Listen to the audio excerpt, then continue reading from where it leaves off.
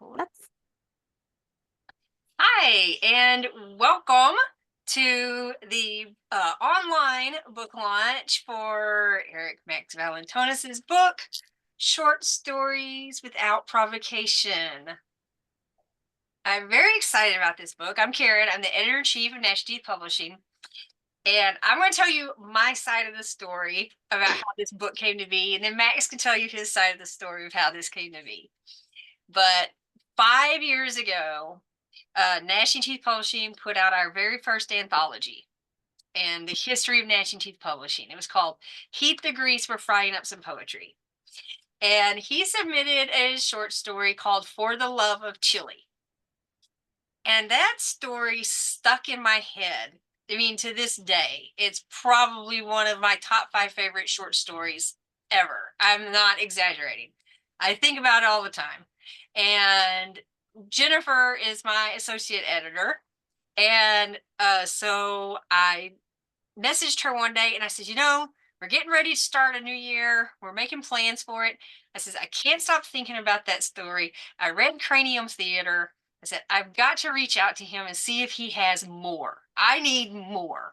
And, and thankfully, he had more. So that's my side of the story of how this book came to be.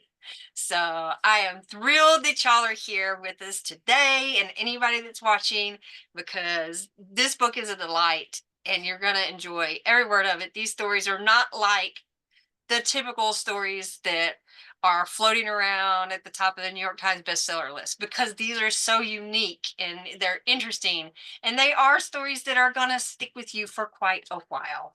And to get us started today, Max has invited some friends to come in and read. And I see Jennifer came in. She's our associate editor over at Gnashing Teeth Publishing.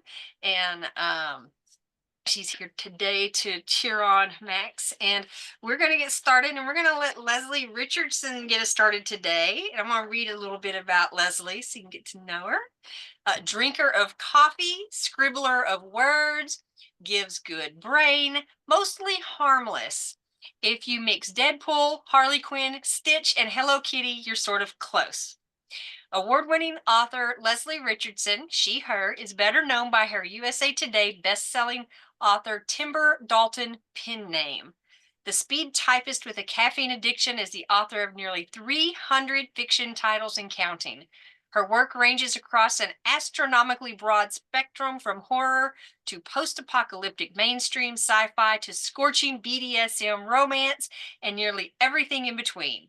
She enjoys exploring intricate interpersonal dynamics in her writing, regardless of the genre, romantic pairing, or heat level. In a past life, she was an editor, journalist, and wrote software tutorials, but she, quote unquote, got better. I got better.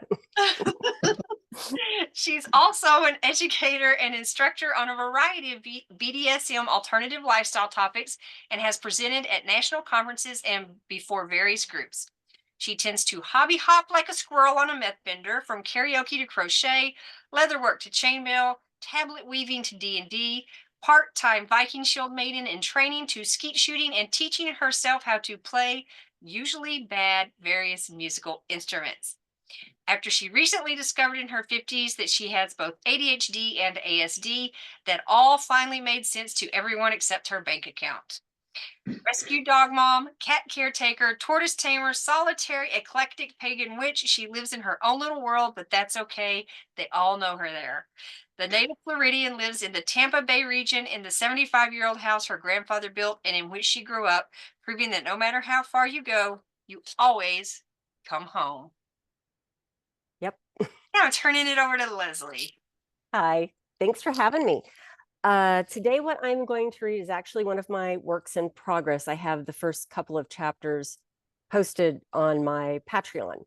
And my website's timber.com, timberdalton.com, timber with a Y, because I have two names that you spell very complicatedly, because apparently I can't pick a pen name that is easy to spell. So what this is it's called Florida Gothic, and it's Yellowstone meets Dark Shadows set in Florida, basically. The house sits huddled in the center of a sparse swath of Florida prairie, smack in the middle of thick woods full of spindly slash pine trees and prickly palmetto bushes. I know I'm in the right place because the app on my phone says so. Plus, this is the final destination the rutted dirt driveway led me, all matching the directions the attorney emailed me. Reluctantly, I shut off my minivan and step out of the air conditioning. The late morning heat spears me, searing me, and immediately fogging my glasses. Even through that haze, the house still squats there, balefully resentful of my presence. I mean, that's what it feels like. The air surrounding it feels thick, damp, moldy in a way a Florida August day shouldn't, even during the fickle summer monsoon season. Deep shadows paint the weathered gray cypress siding despite the sunny day, like it's sitting under a cloud and thumbing its nose at the insanely bright sky, as if it makes its own weather and atmosphere. This is sickeningly cliche, but then again, the attorney warned me about the unsettling atmosphere, full disclosure and all that. Still, I'm getting paid an insane amount of money to do what I do best, cook, and with plenty of free time to work on my cookbook. Supposedly, I'm not the only employee, but I don't see any other vehicles, not even at the small guest house 100 or so yards back down the driveway, unless one's parked inside its sketchy-looking attached garage. I don't see any other tire tracks or evidence of people walking up to the front porch in the knee-high bahia grass between the drive and the steps at the front of the screened-in wraparound porch. A slight breeze catches the V-shaped grass heads that are overdue for mowing and makes them drunkenly sway. Hello? My voice tangles in the grass and pines and even around the screened porch. The two-story house sits on short concrete pylons the way old cracker houses frequently do. Spindly azalea bushes rim the base of the porch, disappearing around back. All the curtains are pulled closed in the windows I can see, and the faded haint blue shutters at each one are likely for protection against hurricanes and not necessarily an aesthetic choice. I take a deep breath and step forward, startling when my phone rings in my back pocket. I don't mind the interruption and answer without looking. Jackson Carter. Hey, it's Mina Pryor. I'm running a few minutes late. Are you there yet? That's the paralegal for the attorney who hired me. I just arrived. Okay, sorry. I'm about 2 minutes from the driveway. I instinctively turned toward my minivan. No worries. I don't see anyone around. I was about to go up and knock. Oh, the ranch operations are on the other side of the property. They don't come by the house except to mow or for maintenance. Today is the house staff's day off, but Inez said she'd stop by around lunchtime in case you have questions. Let me hang up and I'll be right there. Sure. I climb back into my van and crank it to run the air conditioning, a little tempted to put it in drive and leave. Except I'd have to admit defeat if I do that. I mean, come on. How can I turn down $5,000 a month to cook for a quirky recluse? Especially when the rest of my time is mine to do with as I please. Meaning I can finally put my money where my mouth is and finish this cookbook I've been working on for over a year. I'll even get my own. Oh. I turn, staring at where the small guest house sits, just barely visible around a bend. That's probably where I'll be living. At least it doesn't look like it's about to fall over. And it's not a tiny trailer where I wouldn't have room to work or take pictures. If I don't follow through with this, it means returning to Chicago and admitting defeat, meaning my mother would never let me hear the end of it. Worse, she'll badger me to go to work for my older sister. While I don't really have much of an ego, maybe less than I should for a guy my age who wants to boost his profile in the culinary world, what ego I do have clashes with my older sister anytime we spend more than 5 minutes together. My focus returns to the house. It's not only my employer I'll be cooking for, but his employees as well, which is fine. I'm 32 and not getting any younger. I don't have the money to start my own restaurant, and I'm tired of other people taking credit for my food. This cookbook could be my golden ticket. Go fuck yourself, Mom. A minute or so later, I catch sight of movement in my rearview mirror and spot a sporty black SUV. As it closes the distance, I realize it's a Mercedes GLS, and something deep in my stomach twists as I sit here in my 15-year-old Dodge Caravan that's seen better days. Hell, I wasn't even sure if it'd make the trip down here from Chicago. Plus, everything I own is crammed inside. I would love to own one of those someday. Or any vehicle that's less than 3 years old and not held together with entirely too much duct tape. I climb out again as she parks behind me. It's eerily quiet once she shuts off the engine. She opens her door but doesn't step out immediately. When I walk over, I see she's swapping her dress shoes for slip-on sneakers. Sorry, she says. It's kind of rustic out here. I noticed. Hey, you're not used to this kind of, she gestures, outside, huh? Being from Chicago and all. I shrug. My grandparents lived south of Orlando. They pretty much raised me and I grew up down here. I've only lived in Chicago since I graduated from high school. Her perfectly manicured brows lift. Oh, kind of like coming home then, huh? I nod as I stare at the house again. You could say that, I suppose. Sneakers on, Mina leads the way through the tall grass toward the porch. Do you go by Jack? The house appears to grow, looming over us as we approach, its shadows and gloom eerily stark against the bright and increasingly hot sunny day. Jackson. Please, I belatedly add, realizing how grumpy I sound. My father was Jack. I don't need to get into the whys with her. This opportunity feels fragile enough already without adding my emotional baggage. Sure, Jackson. Before we go inside, I am required to remind you about the terms you signed. Mr. Broughton is quite particular about that. I nod, my gaze still focused on the house. The weathered and gray cypress siding and the fascia under the eaves doesn't have a single cobweb or wasp or dirt dauber nest anywhere. I mean, anywhere.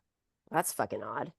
Either my employer is an anal retentive to the nth degree, or he's got the world's greatest exterminator.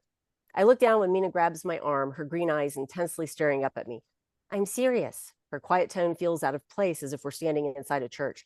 Mr. Broughton won't hesitate to terminate your employment if you don't adhere to the conditions of the letter. I've memorized them, even though I'm not sure I understand all of them. What if I can't park my van in the garage? I'm supposed to spend the night in it until it's daylight and I can go into my house? No, she says. You'll have use of a ranch vehicle. It's parked in the guest house garage. Mr. Broughton prefers you use that, even for personal errands. You'll also receive a ranch credit card for gas, groceries, car maintenance, or any items you need to purchase for the ranch or for your duties. While she talks, my attention swings back to the house without me even realizing it. It's just there in my consciousness in a way Mina isn't. Solid, imposing, with Mina's voice fading to an ethereal whisper for a moment as I stare. Upstairs, in one of the windows, I'm certain I notice a curtain move. Her grip on my arm tightens as her voice fades in once more. Are you listening to me, Jackson? Still staring at the window, I pull the piece of paper from my back pocket, unfold it, and show her. I printed an extra copy of the page. Prying my attention from the house and onto her, I blink as she snaps back into full, solid focus in front of me. If these are all literal, then yes, I'll follow them exactly. If they aren't literal, I'm fucked. Her eyes widen as she bursts into brittle laughter. Let's go inside then. She releases my arm and we continue toward the steps. Like the rest of the house, the wooden screen door is unpainted, natural wood, and the metal screening looks old even though it's not rusty. It's only once I shut it behind me that I realize there's not a hint of a squeak. It's enough to make me turn to see if perhaps the hinges and spring are new. No, the oxidized black coating on them appears decades old, and not a hint of fresh oil anywhere. Likewise, there's no rust. My gaze follows the edge of the door down to the deck. The weathered wood is unpainted, doesn't look stained or oiled. A lighter shade of gray than the siding, perhaps pine, but doesn't seem pressure treated either. Focusing on the thought of how much money I'll make and how much time I'll have to work on my cookbook, I take a deep breath and follow Mina to the front door. This is painted perhaps once a grayish blue, a different shade than the faded haint blue on the shutters. It's solid wood without a peephole or window or even decorative glass in it. A hefty door, reminding me more of a castle keep than a cracker cottage. Although this house is far more substantial than a cottage. It feels even larger now, and the temperature here on the porch is at least 10 degrees cooler than standing out in the yard. When she reaches for the doorknob, I finally process it's a new Slade digital lock. Mina punches in a code and the lock beeps, followed by a green checkmark appearing on the lower left corner of the keypad. Then I hear a soft whir and the lock opens. 1982, the number you picked. Thanks. Hit the logo here to lock it. She touches it and it locks with another soft whir. Or punch in your code to lock it. The code can be reset or canceled remotely. She steps aside, indicating for me to try it, and I do with success. One of the rules is if the lock doesn't open after 2 attempts, return an hour later because Mr. Broughton doesn't want to be disturbed. I mean, it is his house. I can't fault him. Mina opens the door and walks in. I hesitate as a cool billowing cloud of a slightly floral scent engulfs me. I struggle to place it. Jasmine, maybe? Magnolia? I file that away for future reference and follow Mina inside. Thank you, Leslie. You. Thank you. Thanks. All right. So unfair we don't get to find out what's going to happen. I feel something around the edges here. Yep. All right. Thank you so much. Thank you. All right. And next up, we have Martin MIllar, who is going to be reading. Martin MIllar was born in Scotland and now lives in London. I don't think his accent gives it away at all. I was very confused. I was like, isn't he in London somewhere? But he started off with tales of squatting in post-punk Brixton, moved on to fairies and werewolves, and is now largely concerned with our upcoming post-apocalyptic yet kawaii future. He won the World Fantasy Award in 2000 for Thraxus, and last year received an award from the Royal Literary Fund for his long writing career. And we're going to turn it over to Martin. Okay, thanks. Before Max, your book, 120 Days of Gomorrah. I wrote the blurb for this for Max's book. Mhm. When I read it the other day, I thought, yeah, that was okay, because it's the kind of thing that could go badly wrong after a couple of years. You might think, oh God, that was terrible. But actually, that was a decent blurb. That was a good book as well. Oh, thank you. 120 Days of Gomorrah. I'm glad my blurb holds up. So, my last two novels, they're about super cute. They're kind of cyberpunk in a post-apocalyptic future, and super cute for credible reasons within the book. They're one of the giant conglomerates that kind of dominates the world. And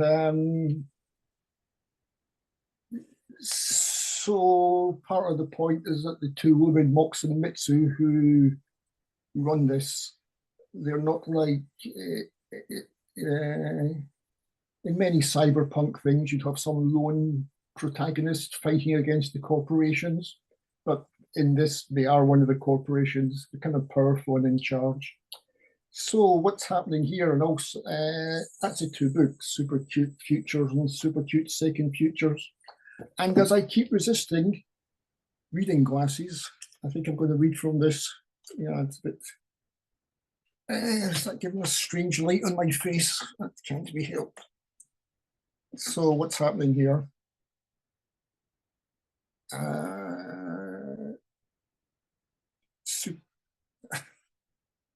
Super Cute they're under attack. Their ritual game words are being destroyed. In this, they're trying to defend their fairy realm, which is important to them. Swords in hands, Kimabi shows you an ultra waves. That's two groups who are in the game. Descending rapidly towards the oncoming beasts, Mox and Mitsu had entrusted them with the defense of the fairy realm, and they weren't going to let the creatures destroy it. Even the most timid among them felt heartened by Amoe and Amo Baby's courage and followed them unhesitatingly into battle. Far above, Mox and Mitsu materialized. They'd made it through the neural port from London and now only needed to reach their own private entrance at ground level where they could exit into their bodies. They hovered in the air, each sported the most splendid wings ever seen in the fairy realm. As if gathering up a piece of sky, Mox caused a screen to appear in front of them. Fairy versions of Kuma Bishoju, 9 ultra waves and 2 others, and a lot of monsters from Six Loop Dream. I hate that game. How dare the invaders? Look at those swords the fairies have. Mox and Mitsu recognized the weapons, wide-bladed, unnaturally long. He smiled. From Claymore manga, we made swords like that from cardboard when we were kids. We made virtual weapons when we first designed this place. I'd forgotten all about it. Green or Wildcat must have sent them in. 2 extremely large swords appeared in their hands. From the moment it was witnessed by fans around the world, the charge of the 15 fairies against the evil creatures from Six Loop Dream became one of the most famous things ever to happen in Super Cute. Kuma Bishoju and the ultra waves, so bright and colourful, slammed into the dark horde like a meteorite striking the ocean. The impact hurled the creatures back in a great circular wave. Many of them fell from the sky. It didn't take long for the others to regroup. They closed in and a desperate aerial battle began. The 15 protagonists formed a sphere, defending from all angles as the 6-legged beasts attacked, massive creatures, part animal, part machine, sporting terrible metal claws and fangs. The fairy winged players held them off with their huge swords, slicing off limbs and heads in a desperate struggle. Bridget was surprised to find herself severing the heads of her gigantic opponents. She laughed as she slashed another creature open, but failed to notice one above her which struck her with its tail, knocking her unconscious and leaving her drifting in the sky. Mehu and Reko flew to defend her, one on each side of her floating form. Despite the fairy's bravery, the situation was rapidly becoming hopeless. The creatures were closing in from all sides. Amoe, outraged at the despoiling of her beloved fairy realm, fought them furiously, as did Amo Baby and her companions. There were more injuries, and the injuries seemed to hurt more than they should have. so that they became fearful for their lives and wondered if indeed they might become trapped and die here. Though the super cute Space Warriors galaxy was shut down, it didn't mean the entire super cute empire had ceased to function. Super cute Greenfield and its vast desalination operation was unaffected. Super cute Mokasai financial holdings remained open, moved to protect their stock market positions. Mitsumok's global merchandise was experiencing a huge spike in sales, especially in demand for the super cute clothes, hairstyles, and accessories worn by Kimo Bishoju and the Ultra Waifs as they went into battle. While their lives were in danger at the Opera House and their game world threatened to come apart, Mox and Mitsu were actually having a very profitable day for merchandise sales. Amoya and her allies put up a heroic struggle, but their defensive sphere was shrinking all the time. Weight of numbers threatened to overwhelm them. When Mox and Mitsu arrived, they didn't so much slam into their enemies as create a violent whirlpool around them, their fairy wings carrying them with credible speed, and their swords slashing faster than the eye could follow. Huge beasts were sliced into segments before they knew what was happening. Faced with foes who moved too rapidly to land a claw on, the monsters backed off in confusion, some of them dripping blood, many others falling to their death. Mitsu cried out to Amoy, "Grab hold of the wounded and follow us." Kimo Bishoju and the Ultra Waves reacted quickly, taking hold of their comatose companions and flying rapidly to the ground. A few grim beasts still stood in their way, but Mox and Mitsu dispatched them without pausing. They ran towards a clump of trees. Amoy looked over her shoulder, expecting to find the beasts on her tail. She halted and called to the others. "They're going away."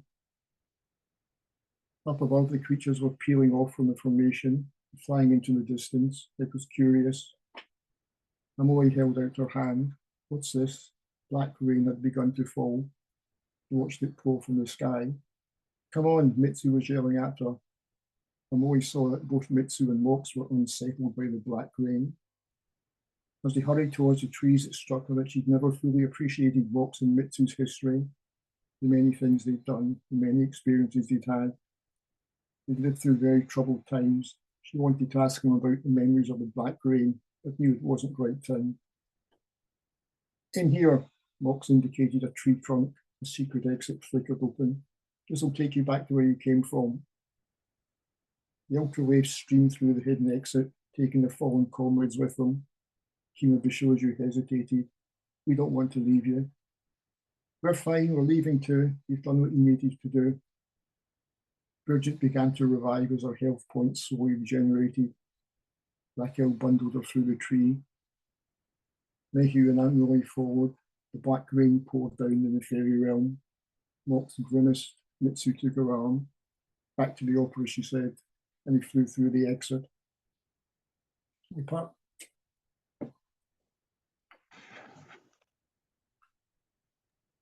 That's my cyberpunk tale of Kawaii.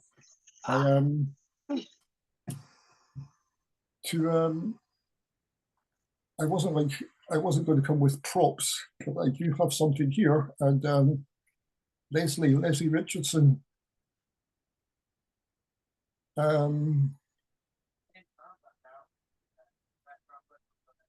Can you read that? Look, I can see it's Hello Kitty. Yeah. Can you read? See, it says the strangest thing. It says puffy like seal. Puffy like seal. I can make nothing of this. Hard to say. Puffy like seal. Puffy like seal. You know, the same way seals are puffy. Yeah. It seems obvious once you say it aloud. I mean, So you expect your kitties to be puffy. Well, they're only very slightly puffy. I mean, they're pretty flat. I can offer no explanation. Oh, you know what? They probably mean like a sticker. They're probably using the word seal instead of sticker. They're puffy stickers, I bet. I prefer to think of the sea creatures being puffy. Yeah. Yeah. Yes. Yes. So, yes, well, yes, somebody sent me them. That's my excuse. Let's move on. Kind of like Komodo dragons are cuddly, right? Mine is. Oh my gosh. Funny. Well, Martin, thank you so much. And y'all be sure to drop your links in the chat. So if somebody wants to pick up your book, then they know where to go get it. We want to see those links in there. And I see R.W. Marcus and Cheryl Pepper have joined us. Thank you so much. Cheryl is going to be reading R.W. Marcus's work today. A little about R.W. Marcus, and please don't be upset if I mispronounce some of the words in your bio because they're not as familiar to me. He spent most of his life selling books. Along the way, he managed to become a falconer, third Dan black belt in Yoshukai. Got it, karate. Woo! Freemason, freelance photographer, ad copywriter, and MNF radio disc jockey. Marcus's radio commercials and freelance photography won numerous awards, including Best of Show and Best of the Bay, as well as Addy Awards for work with Creative Keys and Laughing Bird Productions. R.W. Marcus was also founder and creative director of United Game Masters, where he co-wrote the UGM Universal Gaming System, which he used to create and playtest a role-playing game based in the world of the Anagon cycle. Anagon, did I get that right? All right. He formerly held the title of director of Incanabula. No, I ruined that one. I'm so sorry. At Griffin's Medieval Manuscripts, where he penned his first nonfiction title, The Ship of Fools to 1500, which Amazon called an authoritative guide to one of the most popular works of secular writing. Now retired, he has created a new genre of fiction, pulp fantasy noir, to exercise the darker side of his good nature. He currently resides in Tallahassee, Florida. And welcome to RW and Cheryl. And y'all are on mute, so make sure you unmute.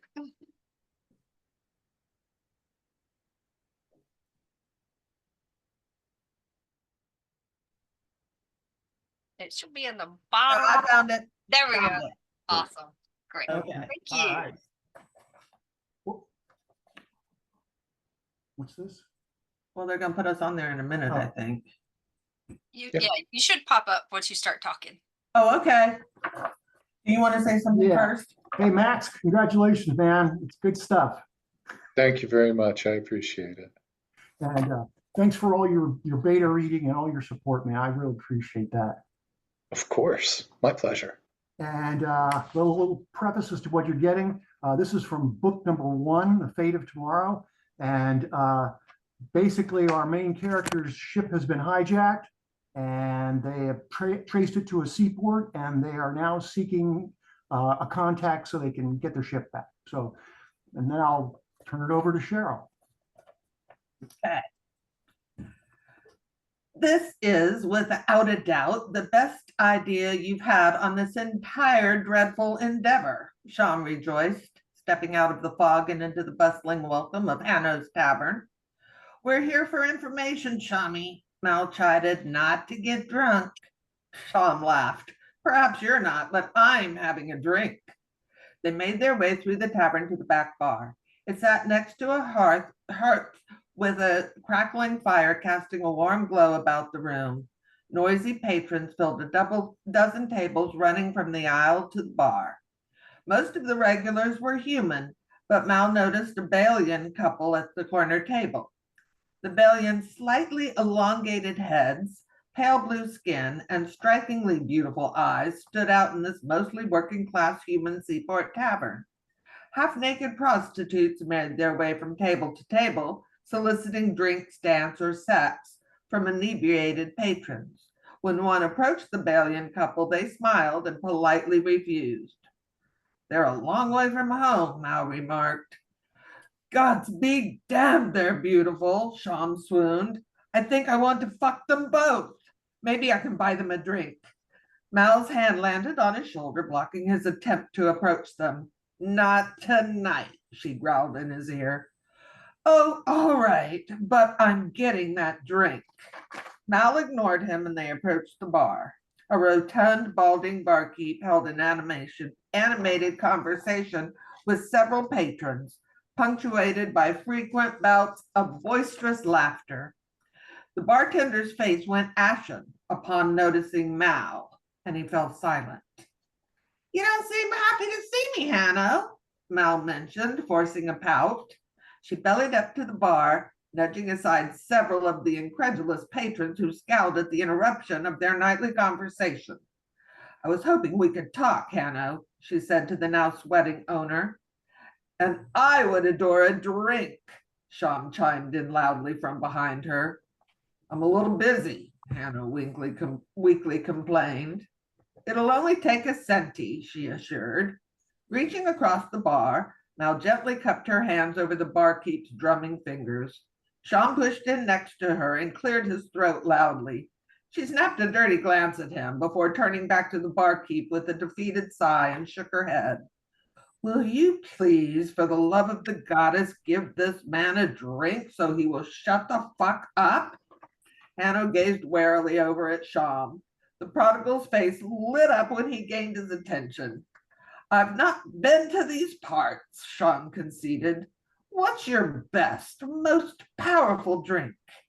The barkeep silently reached onto a shelf behind him and without looking pulled an unlabeled bottle from the assortment. With his other hand, he grabbed a glass. In a fluid motion, he poured it a third full. Sham examined the quantity and frowned, then looked back at Hanno. Sighing and rolling his eyes, the owner filled the glass to the top. Sham smiled contentedly and set several silver coins on the bar. Hanno swept them up and turned back to Mal. With a nod of his head, he motioned her to follow him to the end of the bar. Sham, now alone, savored his drink, seemingly oblivious to an antagonistic group of men surrounding him. Slowly but deliberately, the ill-tempered patrons closed in on the prodigal. A towering human to his right, much taller than Sham and with the physique of a laborer, glowered, leaning in close to the thin, well-dressed connoisseur. You're a fancy boy, aren't you? He goaded. Sham tilted his head back, sipping the liquor with rapturous joy, completely ignoring the taunt. You know what we do to fancy boys around these parts? He threatened. The small blade was out of Sham's ruffled sleeve and at the man's throat before anyone could react. The dock worker's eyes grew wide and he froze. His friends reached to draw their weapons, only to realize what Sham already knew. The quarters were much too close for swords. Sham pressed the dagger's tip just above the lump in the antagonist's throat. He ignored the surrounding group, kept the blade firmly in place, and gently set his drink on the bar.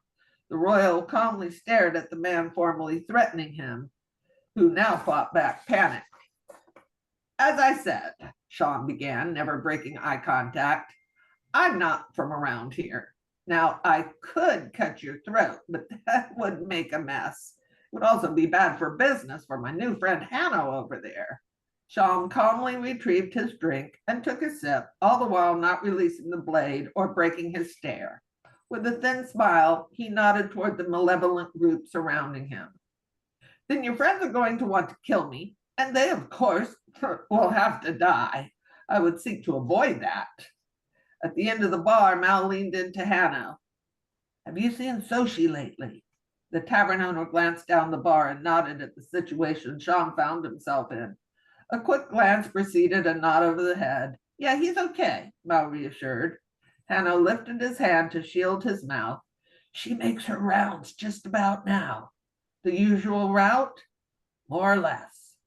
The clinking of a gold coin on the counter was all the things Hanno needed. He plucked the money off the bar mid-bounce and swept it into his pocket in a single motion. Sham down the last of his drink. His eyes cautiously remained locked with the sweating antagonist. Setting the glass on the bar, he steadied himself for the inevitable brawl.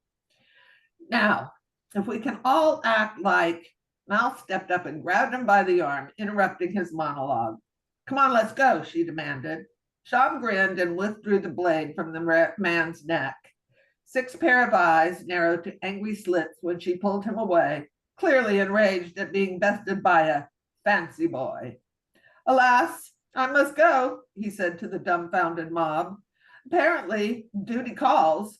I hope this unfortunate minor incident hasn't in any way ruined what Mal grabbed the verbose prodigal by the sleeve and began dragging him towards the door. They had only made it a few steps before two scowling, burly dock workers blocked the exit. Oh, for the love of the gods, Sean groaned. This crowd really is as stupid as they look. Where do you think you're going? One growled.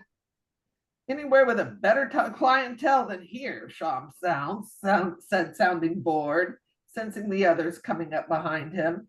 Mal smirked and stepped over to the bar, leaving Sean to face the indignant crowd. You got yourself into this one, she said, attracting the bartender's attention. Hanno, I think I will have that drink. One of the men barring the door stepped aggressively forward. You're a little prissy smartass. Immensely preferable to being a dim-witted brute, Sean replied, lashing out with a front kick to the groin. The assailant cried out and dropped to his knees with both hands covering his crotch. The eyes on the man next to him went wide with shock, and he lashed out with a powerful roundhouse punch. Sean easily sidestepped the crude blow. He reached out with the flat of his hand and gently guided the man's fist into the bar railing beside Mal, who calmly sipped her drink. The blow landed with the sound of bones cracking just before the man's screams filled the air. Sean then took control of the assailant's elbow and yanked him backwards, off balance, and into the three coming up from behind. All four tumbled into a table full of customers with the attacker clutching his broken hand. When they untangled themselves from the other patrons, Sean calmly stepped over to the closest one and kicked him in the head while he struggled to regain his footing. The would-be aggressor dropped silently to the floor beside the one nursing his wounded appendage. Do you really intend to continue this preposterous exercise? Sean asked, watching the remaining two scramble to their feet. One just screamed in defiance and lunged forward with outstretched arms in a tackling maneuver. Well, I guess so, the noble answered himself, avoiding a badly timed grapple.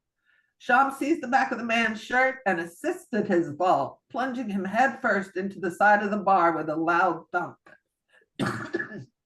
He toppled to the floor, lying motionless at Mal's feet. Excuse me. The prodigal then straightened the cuffs of his shirt while assessing the last aggressor. Well, so what'll it be, old boy? Uncertainty had replaced the rage on the man's ready face. He held his hands out meekly in front of him before bolting for the door. Are you quite finished? Mel asked. Sean looked around at the four broken men on the floor. I believe so. Good, she said, downing the remainder of her drink and placing extra coinage on the bar, because your dick measuring is costing me. Thanks, Cheryl. You're welcome. Yeah, thank you so much. That was fun. Okay, I could just see everything that was happening. Oh my gosh. She didn't speak to R.W. Marcus. She doesn't like him. He kills off too many of her characters. Yeah, he killed off my favorite character, and I wouldn't speak to him for 2 or 3 days. So, Oh no. that is. I still speak to Jeff, just not R.W. All right. Well, guys, it is that time. It is time for Yrik-Max Valentonis, who you all know as Max, to read. I'm going to read his bio in case y'all don't know. There may be some tidbits in here that y'all don't know. Yrik-Max Valentonis' book Cranium Theater and 120 Days of Gomorrah are available from Alien Buddha Press. His comics and writings have appeared in the chapbooks Ideal and This is Visual Poetry, the anthologies Alien Buddha's Block Party, Alien Buddha's House of Horrors 3, Animal Blessings, Divided Again, Heat the Grease for Fried Up Some Poetry, Sinbad and the Winds of Destiny, and Zombie Nation St. Pete.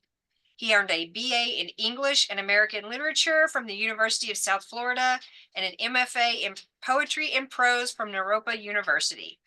Yrik-Max Valentonis wanders through the urban landscape seeking out fairy circles. He makes puppets so other people can see his imaginary friends. He steals apples to justify his philosophy. He is Baba Yaga's favorite grandson, a friend of the Fae, a journeyer to the realms, a teller of tales, a collector of gargoyles. Yrik-Max, Hi. it's all yours. So I put some of my friends' books up here, but I found out that, yeah, it's too far away to be able to see. But I've got Martin and RW and Leslie up there behind me. Jeff might recognize some of these volumes as I bought them from Wilson's Book World, starting way back in the 80s, and probably my favorite bookstore and wonderful place, which he used to own and has now transferred onto his daughter. And it's wonderful, and hopefully we'll have a reading there sometime in August. So we'll see how that goes. Thank you all for coming. I appreciate all of the other readers, years of friendship and correspondence and talking, and I'm just so happy and thrilled for the support, the book blurbs, the reading, and just being my buddies. You know, thank you, all of you. So, I guess I'm supposed to read from the book because that's what it's for. I've discovered that I use sticky notes on a lot of things because I'm old-fashioned, because for my job I do IT, so everything's computerized. So for everything else, it's, you know, paper and sticky notes. But I discovered my sticky notes are the same color as my cover. So something to keep a lookout for. We'll start off post-apocalyptic, and we will go into commuting. I am going to switch from computer glasses to reading glasses because, well, like I said, I'm old-fashioned and have some issues. Commuting. Donning a respirator and gloves to go to and from my vehicle now is second nature. I tighten my hoodie around my face to seal the respirator and tuck my gloves into the sleeves. I make sure not to touch anything that I don't have to. We still can't tell what's contaminated. I use paper towel to open the car door. The roads have little traffic now, just a few other survivors still going through the motions. I used to wave at my neighbors as they walked their dogs or jogged. I haven't seen anyone in the road for a month. I find myself speeding with no reference to check my speed. Occasionally, I see a police car on the side of the road. I slow down to check to see, is it abandoned or monitoring traffic? Trees overhang the edges of the highway. Everything is now a backcountry road. I see a young boy on the highway under the overpass throwing rocks into the trees. There's rocks on the road that spell out the word danger. I honk my horn for him, but apparently he doesn't hear me. The off-ramp is impassable. Hopefully he'll figure it out on his own. I can't tell the good neighborhoods from the bad anymore. There's a few well-kept homes scattered about. Are the rest abandoned, or have the owners just given up? I drive past rows upon rows of boarded-up, empty storefronts. A few businesses scattered in isolated strip malls advertise their existence. Smoke obscures the few remaining signs and billboards. Even the bi-monthly hurricanes don't extinguish the massive fires. There's only 5 cars in the office parking lot, and 3 of them have been turned on their sides to make barricades. I remove my hoodie, respirator, and gloves in the lobby. My boss lets me know that the internet has gone down, so there isn't much work to do today. The corporation still doesn't want to let us work from home. They feel we're more productive in the office. The building next door is on fire. It started at lunchtime. My husband texts me that the Neighborhood Homeowners Association attacked our neighborhood's eastern wall. The main road has been set on fire and the traffic lights have been converted into drop traps. He wants me to pick up some groceries on my way home.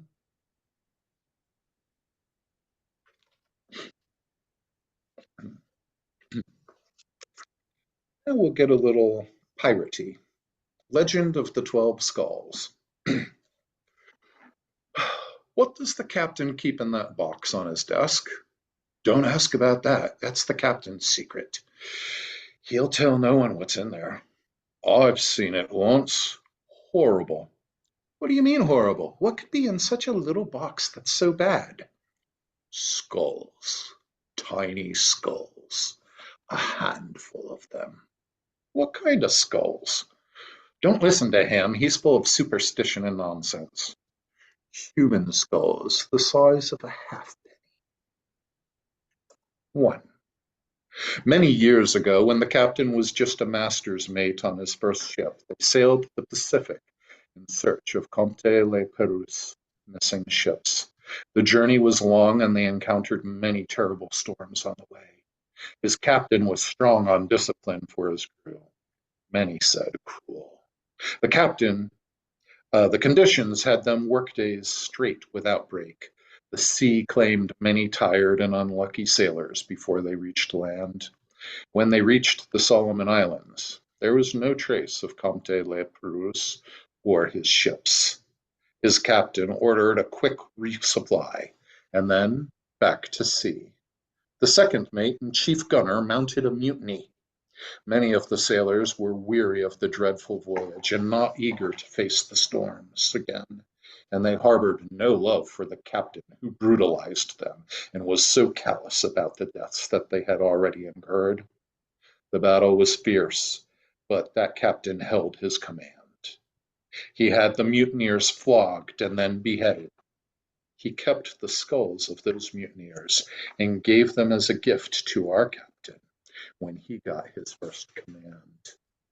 They are a good luck charm, which wards off mutinies. 2. Many years ago, the captain was on late watch as the ship crossed a ley line at midnight. The captain heard the bells toll. Each bell sounded, he heard an echo of cannon fire. He grabbed his telescope and scanned the seas, but saw naught but ocean. He rested warily on the rail and looked down, and witnessed a naval battle of tiny vessels. The Fey world and his ship had crossed, and there below were 2 elfin armadas in combat. The ships barraged each other to sinking. Fairy officers went down with their ships. The captain scooped his hand down and retrieved the otherworldly captains. When morning came, the captain had nothing to show but dry leaves and the skulls. The skulls grant the captain the ability to travel back and forth to the fairy realms. 3. The captain had been traveling the world in search of all lost cities of legend. He had been to Tir na Nog, Avalon, El Dorado, Patiti, Atlantis, Mu, Xanadu, Prester John's City, Shambhala, Shangri-La, Sanguine, in cities so long lost that we don't even remember their names. When on land, he spends his time in libraries, finding ancient maps and books which lead him to the secret lost places. He has followed the travels of Captain Barend Fozek, Baron Munchausen, and Sir John Mandeville. At every lost city, the captain has found nothing but ruin and the skull of the ruler. He gathers these skulls together, and they tell how and why their great civilizations fell. 4. When the captain was searching for Comte Le Perouse, he stopped at an island chain where the natives carved tiki. The captain was so enamored with these heathen icons, but did not take any as souvenirs out of respect for the natives. The main carver was so impressed by the respect our captain had, he gave him the skulls of deceased tiki. This allowed the tiki to explore the world and granted good luck to our captain ever since. 5. The captain has been haunted by a succubus since he was a young man. This demon comes to him at nights on the full moon when he is on land and seduces him. In the morning, he finds a skull as a reminder of Le Petit Mort. This is why our captain stays aboard the ship when we port. 6. Years ago, I was with the captain when he heard and saw a terrible explosion in the sky. It was as if powder room had ignited. We saw falling stars come from the blast. We took longboats to see where the shooting stars had landed. Our captain is always one of curiosity. We found a burnt crater where the embers had landed, and in the basin of this crater we found melted shards of metal, a strange glass, and these tiny skulls. The captain swore us all to secrecy and stowed away the remains. The captain discovered that when light is shown through the glass fragments, charts of the sky appear, but these stars do not line up with what we see in the sky. Late at night, you will find him looking at the sky, trying to match the patterns. 7. When the captain was in the West Indies, he was commissioned to hunt the unrepentant pirates, Captain Benjamin Hornigold and Henry Jennings. The elder pirates aided the captain in the capture of 12 dastardly pirate captains. Governor Woodes Rogers hung the captured scoundrels and presented their skulls to our captain. The skulls hold the secret locations to where the nefarious pirates buried their treasures. The captain will eventually go and retrieve the treasures for his retirement. 8. The captain had gone ashore at a remote island. The landing party greeted the local tribe. As they were exchanging pleasantries, a neighboring tribe attacked. The attackers indiscriminately fought off both the original tribe and the crew. The captain ordered the crew to defend themselves. So with better weapons of hardened steel and flintlocks, they routed the attackers who outnumbered them. The local chieftain was grateful and bade the group to stay for a celebratory potlatch. At the end of the feast, the chieftain presented the captain the shrunken heads of the enemy. The meat of the feast had been the hearts of the fallen. The captain took leave of the island to never return and keep the skulls as a reminder of his accidental cannibalism. 9. The captain came across a beached whale on one voyage. He took to shore to see if the crew could salvage blubber and whale oil. When he examined the Leviathan, he found dozens of tiny tridents piercing it. He searched the shore for some explanation to this mystery. Crushed under the behemoth's fin, he discovered a hunting party of merfolk. He gathered their skulls. Their skulls now tell him the secrets of the ocean currents and where to find fish. 10.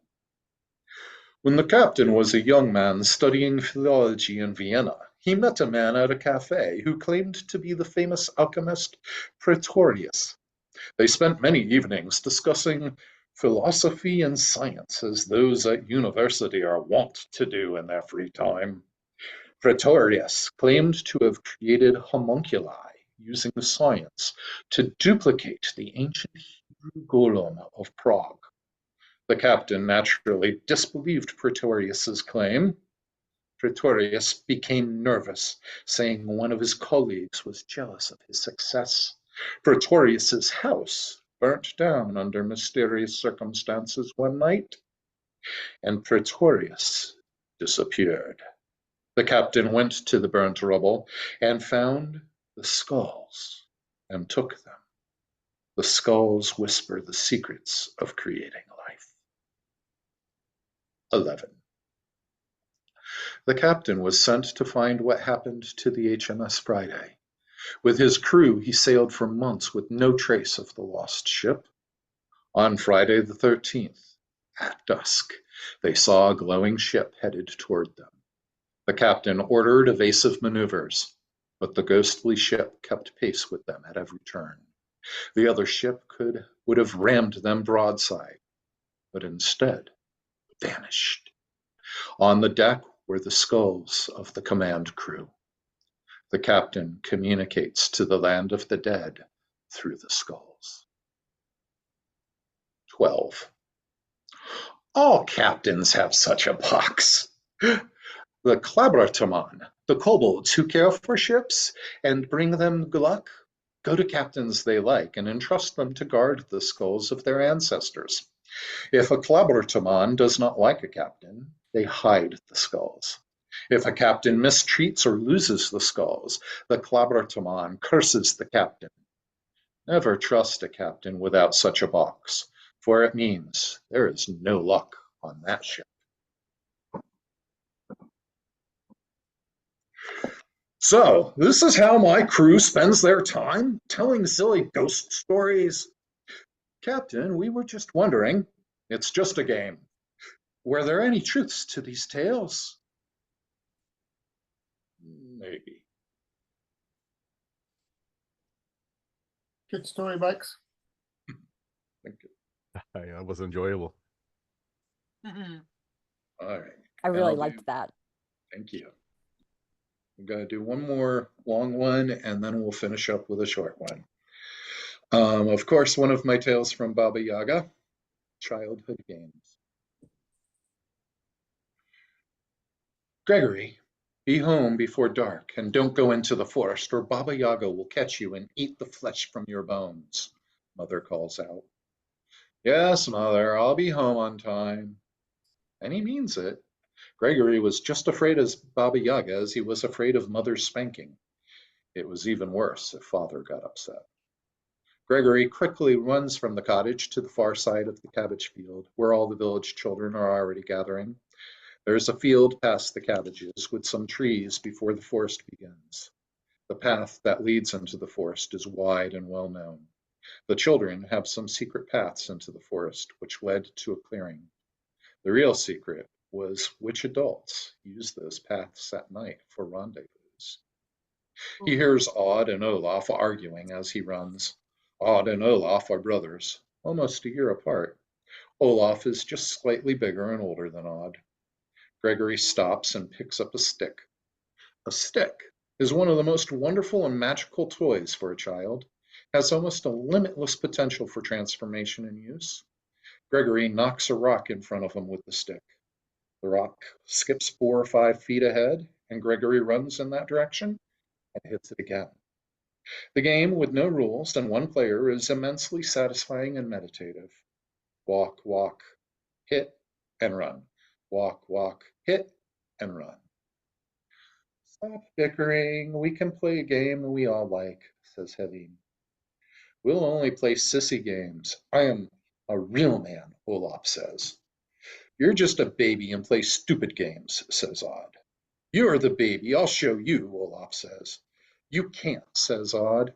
Stop it, says Helene.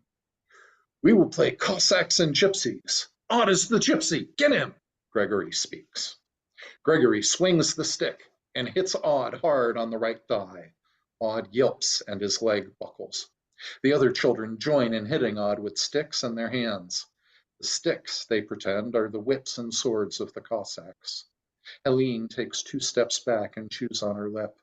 Odd runs. The chase is on. The other children pretend their sticks are horses and ride after him. Odd, not encumbered by the awkward motion of pretending to ride a horse, is able to get to the closest secret path into the woods well before anyone else. Odd sprints as fast as he can through the path. Jumping over protruding roots and downed branches, ducking and swerving, he makes it to the clearing. He hears the others behind him. He runs to the next path. He climbs down the riverbank and hops across the rocks in the shallow of the stream. He runs along the bank and climbs up a path that is hardly used. He sees Gregory is still behind him. Odd ducks behind a boulder and crawls under the shrubs. He follows the hill slope to another clearing. He is crying, hyperventilating, unable to speak. He can barely see with his tears. Gregory is shouting. He is madder than ever before. He does not like this chase anymore. Odd should have stayed in the first clearing and taken his beating. It would have been over by now. They could be doing something else. They didn't need to be so deep in the forest, so far from the path. Gregory cannot and will not stop until he has had the satisfaction of hitting Odd again. Odd is too scared to stop. Gregory will not stop. Odd crashes through the creaking gate without looking. He bangs on the door, whimpering and gasping. Gregory runs at him, but stops at the gate. The skull turns towards Gregory. The eye sockets of the skull have fire inside and appear to be staring right back at him. The front door of the tiny wooden cottage opens. Odd collapses. What is this? Why am I to be disturbed so? Is this how you come to my house? The voice is harsh and demanding. Me. Odd stammers, the words barely audible through his crying and wheezing. The emancipated ancient woman stands in the doorway, glowering from boy to boy, as if she could see not just through them, but inside them, like she is analyzing the parts that made them. Her back haunched, her almost in half, bringing her long blue nose down close to Odd. I smell the stink of your fears. Coward's blood, she snarls at Odd. Her few remaining tusk-like teeth snap with each word. Please, simpers Odd, who upon looking at the old woman feels an even deeper fear than before. No, Gregory exhales. Gregory steps his foot back and raises his stick, trying to ward off what he is seeing. The skull looks at him. The fence and gate, which are made of skeletons, reach an arm out and pull him into the yard, depositing him on the doorstep of the izba. He sees the giant chicken legs folded underneath the izba. Baba Yaga turns to Gregory and sniffs. You have the stink of a bully, she snaps at Gregory. She stands there watching them both, thinking and analyzing, smelling. Odd cries more. It's your fault, coward, Gregory says to Odd and hits him with his stick. Baba Yaga nods her head. She has made her decision. She waves her hand over at Odd. He feels his chest tighten. He pulls his arms and legs close to his body. The pain runs across his entire body like a shoe that is 2 sizes too small, a full-body corset being tightened by the devil, hammering a square peg into a round hole. Odd tries to scream. Gregory is transfixed, watching as Odd transforms into a mouse. Baba Yaga smiles with her remaining teeth. Marnashuka, you know what to do with these two, Baba Yaga yells into the izba. A young woman comes out of the izba, scoops up the mouse, grabs Gregory by the ear, and brings him to the inside. Marnashuka brings Gregory to the kitchen and puts him down by the firewood. A bully quickly becomes a coward when bullied. Coward can learn how to become a hero when having to defend someone else. Some tests are passed, some are failed. You get what you earned in the end, Baba Yaga says. Put the wood on the fire, Manashuka commands Gregory. Gregory opens the grate and places several logs in the fire. Marnashuka opens the huge oven door and brings a pan to the rack. Get on the pan. Gregory looks at her. He looks at the door, feels stupid for leaving a stick outside, and looks at the pan, which is big enough to hold a hog. Or him. He gets in the pan and lays down. Marnashuka slides the pan into the oven. She stands by the oven watching as Gregory is cooked alive. When he is fully cooked, Marnashuka slides the pan from the oven and prepares Baba Yaga's meal. Baba Yaga sits at the table and eats Gregory. Afterward, she carries a bag outside, where she climbs into her giant pedestal. Using her mortar to fly the pedestal and having her broom sweep the tracks behind her, Baba Yaga leaves the bag at the cabbage field. Helene wakes early. She slept badly, waking frequently, thinking she heard Gregory or Odd return. After breakfast, she leaves the house to meet the other children. Her parents let her go without having done any chores. She is the first to reach the edge of the cabbage field. She sees a bag. She opens the bag and screams.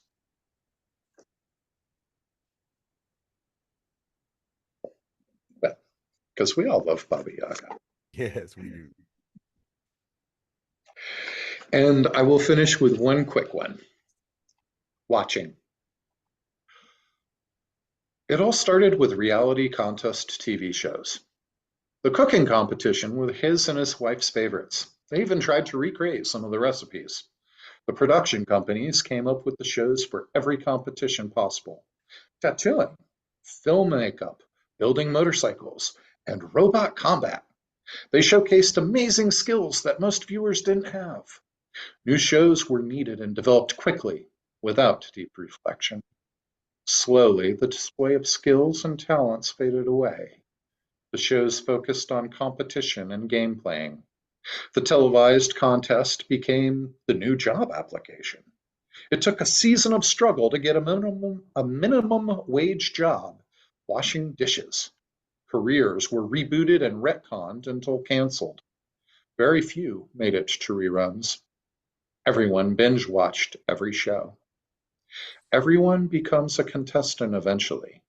He had made alliances with the game show contest watcher. The docudrama expert tried to backstab him and throw him under the bus during the last episode. Even thinking these thoughts were costing him points in the contest. He stared at the screen in front of him, watching himself watch himself as a finalist on Best TV Show Watcher.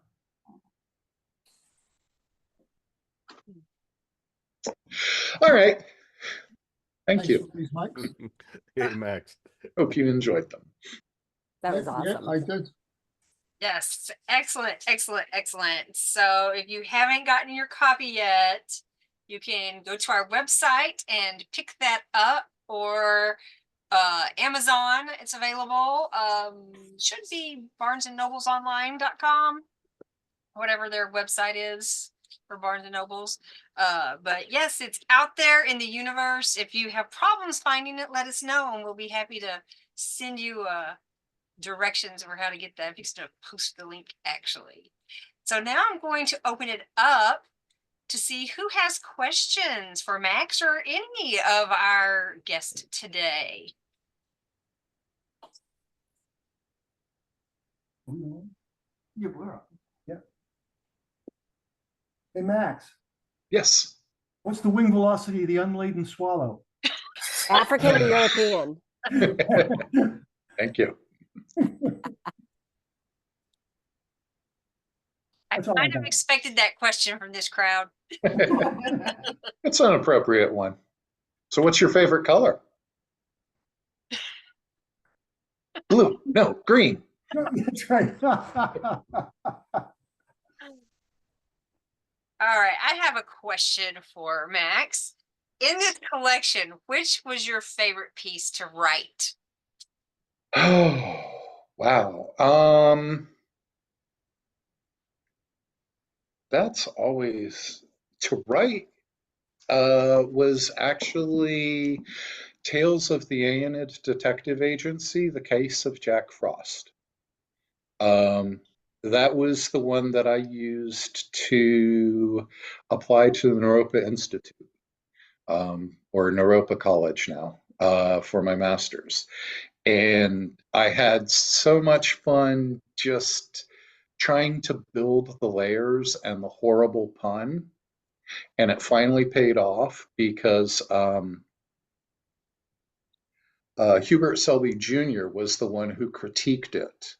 And, you know, Hubert was just chain smoking and looking at it and went, you know, at first I wasn't sure, but halfway through I realized you're just fucking with me. And I was like, oh, you got it. Perfect. Oh, So yeah, that was the favorite to write. What are you working on now? I am working on a composite novel, so kind of a collection of short stories that intertwine to be called The Goofa Man versus the Tiki People. And the first short story that's being worked on is The Night of the Walking Catfish. And the second short story is The Legend of Swamp Butt. Just to give you an idea that this will be another one of my serious books, and I intend to go deep into the horror aspect.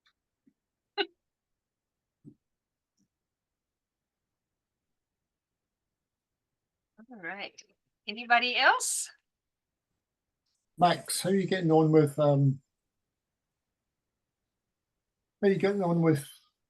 your own publicity and vis-a-vis doing things for yourself?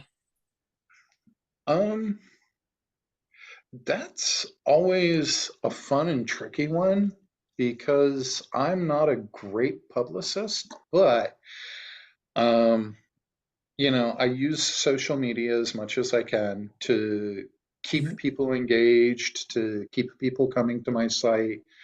One of the things I try and do is since I also write poetry, I try and get my poems and short stories out and do little like videos or catches to engage people with it. Like I was in, what was it called? Dead Girl Oh, Alone. yes, Dead Girl Erased. Dead Girl Running, Dead Girl Erased. Dead Girl Erased. So, which was an erasure poem from via Gnashing Teeth publication, where they did an erasure of all of the entire novel. So I did a video based on how I did my erasure to try and get a little word out and attention. And then I promoted that, and then being part of anthologies or magazines, I try and help bring that. And then things like this, where I get to bring other writers to in wrestling. There's something called the bump. They have their own little language, and it's like where you try and promote someone else, and in doing so, you help promote yourself, right? And I believe writing is just a big community, and that we should all try and promote each other and show off our friends wherever we can. So, it's very grassroots in how I approach it. This isn't my main occupation, so I don't get to put as much time into it as I really want. Lesli has a wonderful marketing approach that I learn from her constantly. Every Monday night when we play D&D, we frequently talk about writing and promotion and how to get things out. And so I'm going to turn it over to Lesli a little bit.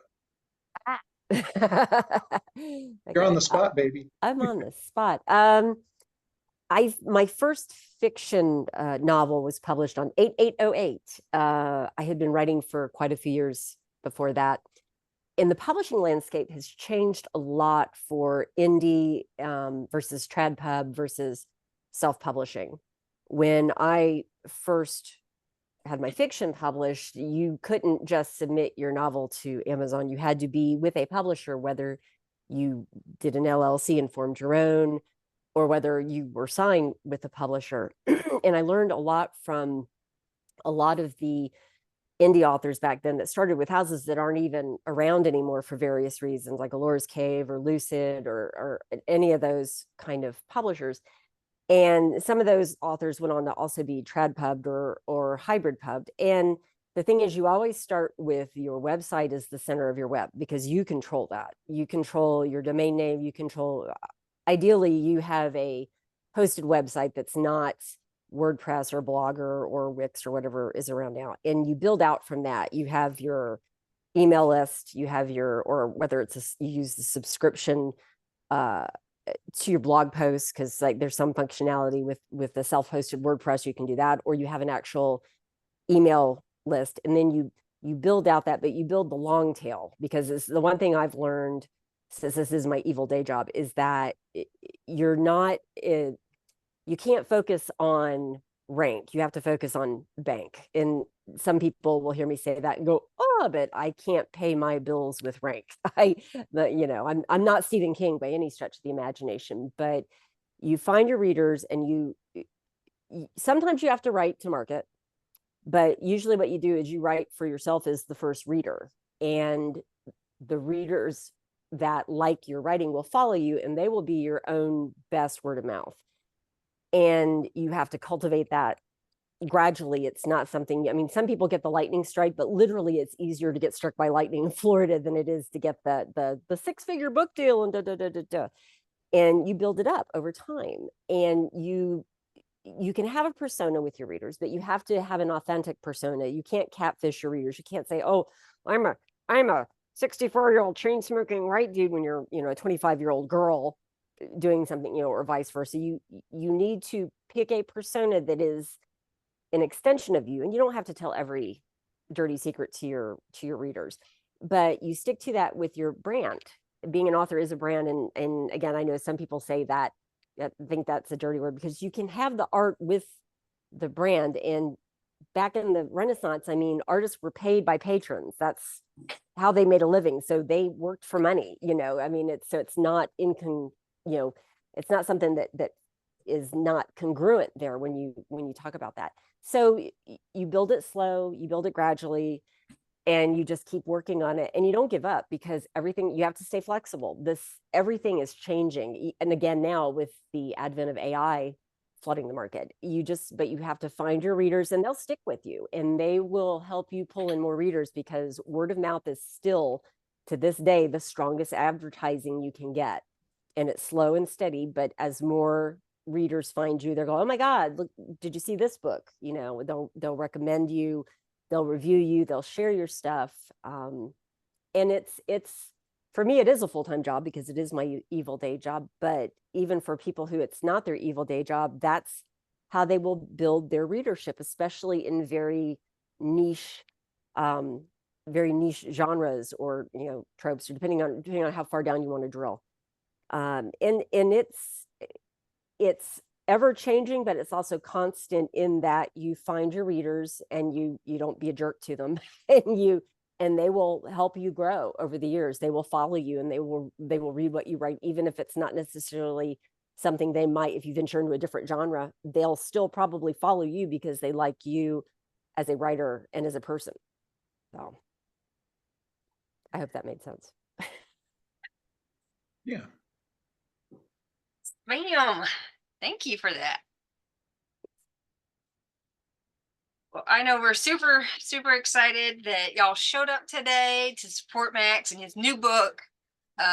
Yes, and I am sorry, shipping overseas, or even just to Canada to go across the border, shipping generally costs as much as the book, if not more. So unfortunately, we ask our out of USA friends to purchase through evil overlord Amazon, because it does save you a lot of money. So unfortunately, that's how it is. But Well, that is how it is these days.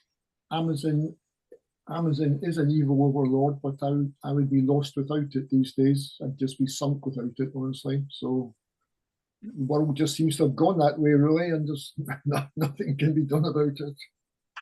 yep, unfortunately. I mean, I can get books, available the next day in Japan or Australia. I mean, I could never be done before.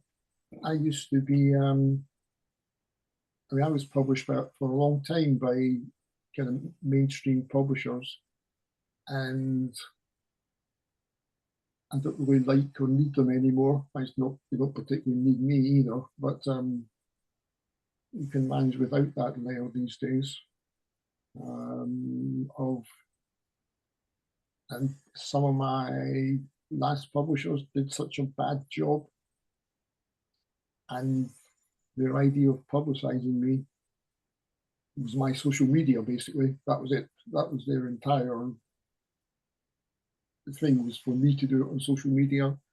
So I've kind of abandoned them these days. This is just rambling a bit, but just going back to Amazon. It is a good facet of the modern world that you kind of like survive as a writer with Amazon. And yes, they are evil. I mean, if I would buy the book from you, for instance, if I was in America, definitely. But for traveling and for selling it abroad, what else are you going to do? So, all right. Well, does anybody else have any more questions before we close it out? Yep. All right. Well, I want to thank y'all all so much for joining us. This video will be on YouTube a little bit later. The link will be up on the National Youth Publishing website and on our social media, and I'm sure Max will share it on his social media. So feel free to share it around wherever you would like.